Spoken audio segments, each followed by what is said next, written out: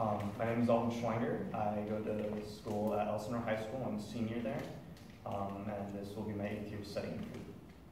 Terrific. Who's your teacher? Cindy Ellis. Okay, very good. We'll just enjoy.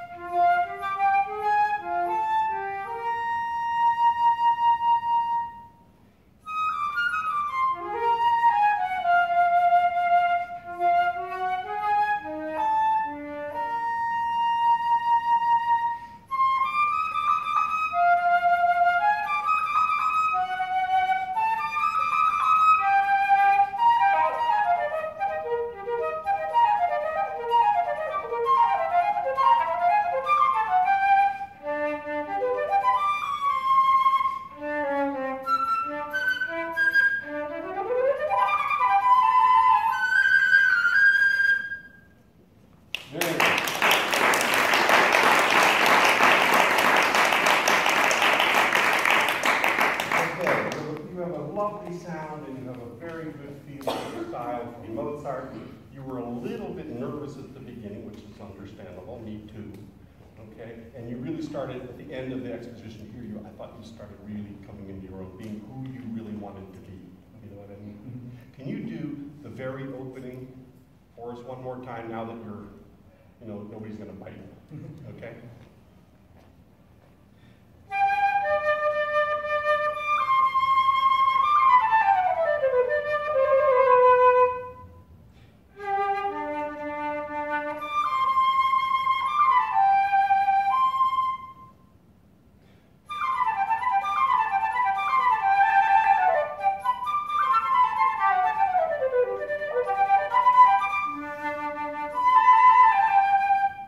So much better, okay? The first thing that was better was he was just a little slower. The tempo designation here is Allegro Maestoso. It's very different than the D major concerto, which is Allegro a pair. A little more pompous, just a little slower, okay? And I think that you captured that very nicely. The first time he played this, he had what I call Mozart-itis, which is inflammation of the subdivision.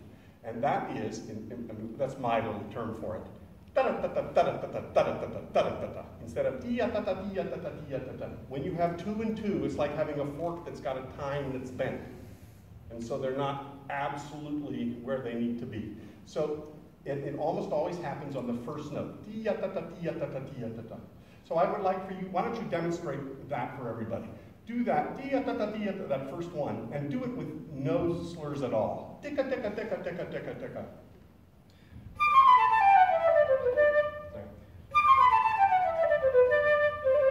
Not bad. Now, can you have a little more direction in your phrase? Wow, that was a really good idea. Okay? And this is the issue. We get caught up in the technical aspect of it, and then the phrase just sits there. And if you really think about the direction of the phrase, then you have a reason to work on the technique. I said something important there, folks. Okay? You have a reason to work on the technique to get the phrase out. Okay? And it's really easy to get what I call seduced by the black notes.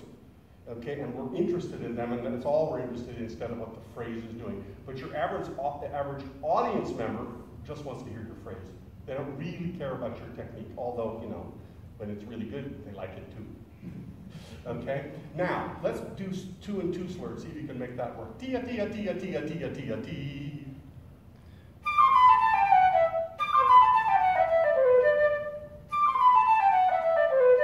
Okay, that's interesting. I think you should try to experiment with lots of different articulations. What that does is sort of shine the light from different places on the same pattern, and then you go, ooh, that little finger is a little late. Okay? And then you can go back to the original. I have found that, because we know this piece and we practice it so many times, we get sort of rigid with the actual notes and the articulations that are there. And if we play with it just like real music instead of the flute concerto, then it becomes more flexible and we see it better. Okay? Now do it as written.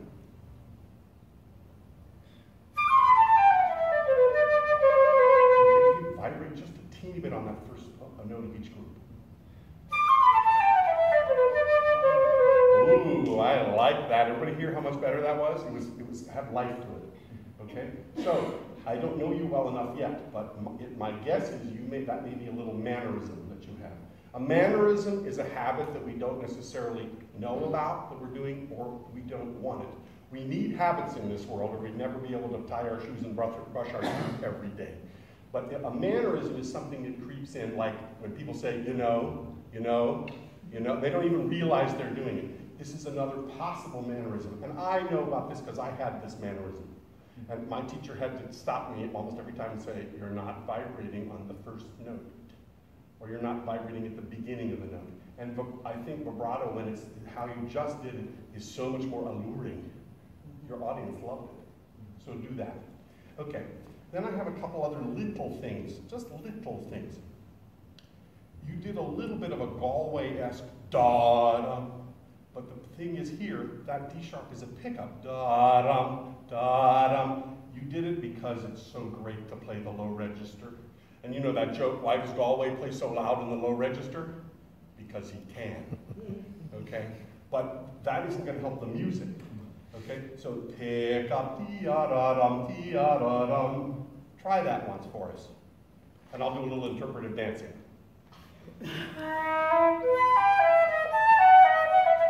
That's good. Keep going. How about back from there? Yeah, even more direction. Even more direction. Yada dee yada yada yada dee yada yada yada. Yeah, but vibrate on that beat.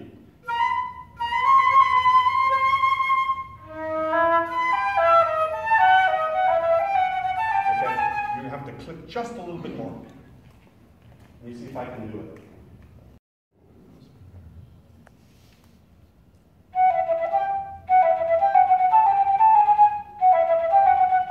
So you're doing a little bit, you need to sparkle. you do it?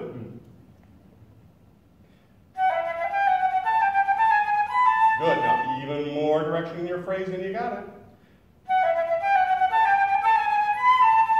Good. Let's see if we can put that all together back at 46.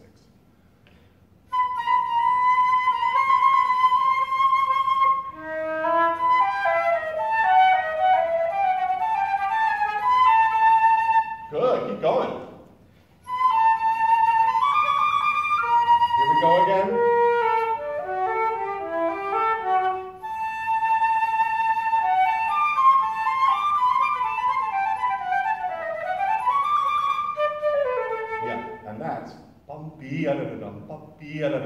Do that? Right. So what I just sang was more differentiation. He went bum ba da da da dee, and I went bum be da da da. That is what you need. Okay, now let's get to the nitty gritty. The hardest place in this, what you played for us today, was right there. Okay, and it's the thirds, da dee da dee da dee da dee da dee. And funnily enough, we spend huge amounts of time on it, but it's not musically important. The phrase actually comes after that, okay? But let's tell everybody what this is. It's a scale that's decorated. So do the 8th note version of the scale, just the lower notes. Bum, bum, bum, bum, bum, bum, bum, be. Good, now make it really directionful and lovingly vibrant.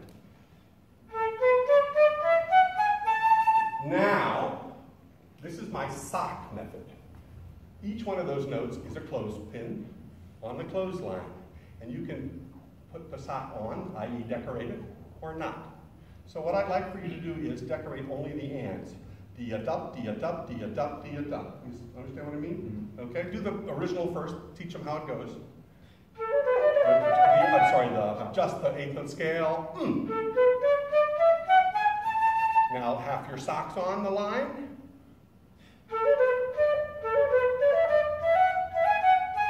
Ooh, get used to it. Do it again. You gotta do it a little slower. This is where he has to think a little more. The other time he was not thinking as much as he is thinking.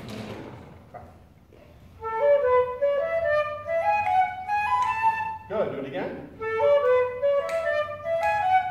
Now have fun with it. Now you're slightly out of tune, so listen very carefully to this A major scale. Good. Take out those socks, put the other socks on the line.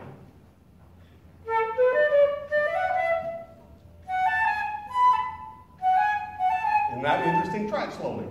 So it's dum body dum da-dee dum body dum be. So that'll be da-ya dum. No, that's you're right. Bum body dum. You're right. Good. Do it again. Almost. Do it again. Good. Do it again. Excellent. Do it again. Oh, we have to do it a couple more times. Real practice is boring for anybody else who's listening in. If anybody tells you, oh, I really enjoy listening to you practice, you better think about how you're doing it, okay? And I have found that we need much more repetition, positive reinforcement than you might think. As soon as you get bored, do it another couple of times to cement it. And anytime you have an intermediate oopsie, that means you've got to start and rebuild the wall again. Okay, try it again. We're going to watch him practice.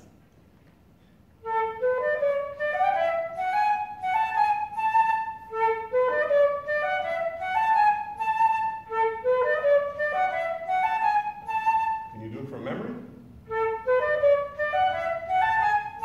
Excellent. Do it again. You hear how you know it's good? You know it's more and more solid? And that's what you want to do. So that when you good money to hear you do this, you can do it.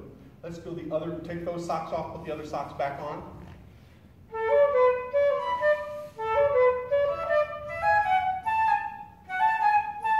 Again. Okay, almost. Oh, almost. again. Okay, you ready for another mix-up? We're only going to do saxon beats 2 and 4. Bum body buddy bum body bee. Okay, and so okay, play that beat. Bum bum. Yes. Excellent. Do it again. Now add that beat. Excellent. Do it again.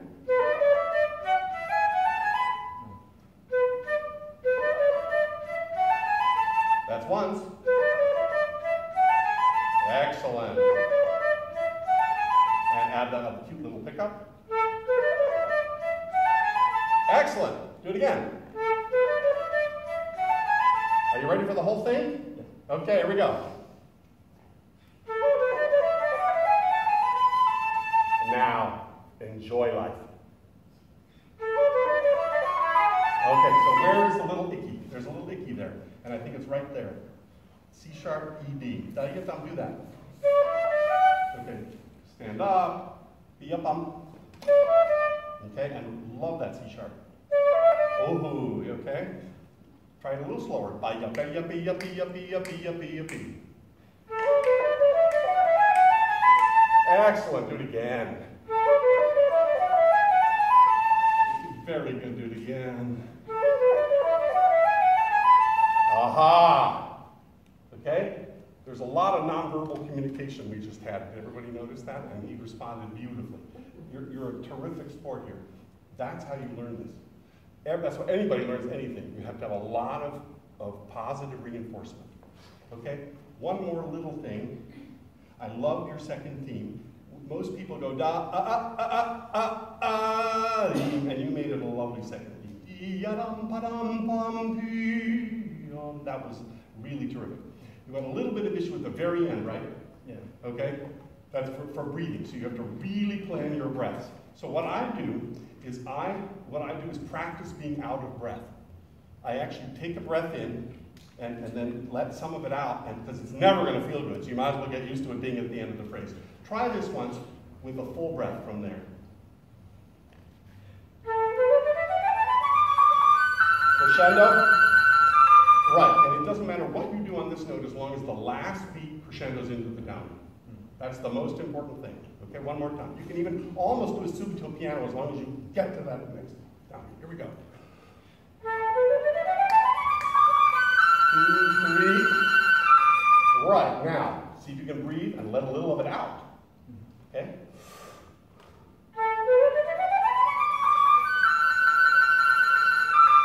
Right, you have to be strong even though you don't have enough air. Okay? All the way back to there.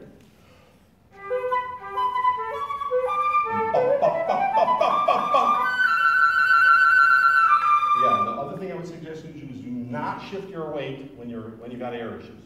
That's like danger city. The flamingo method never works, folks. It never works. But it's funny because when we get uncomfortable with air, the first thing we want to do is pick up our feet. How silly is that? And I said we, and I had to change my attitude. Do that one more time and plant. Here we go.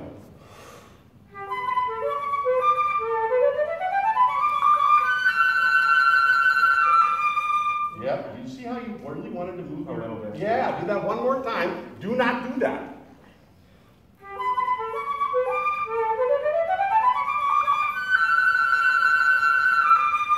Right, it's going to feel a little weird, but it's right there that we need the stability the most.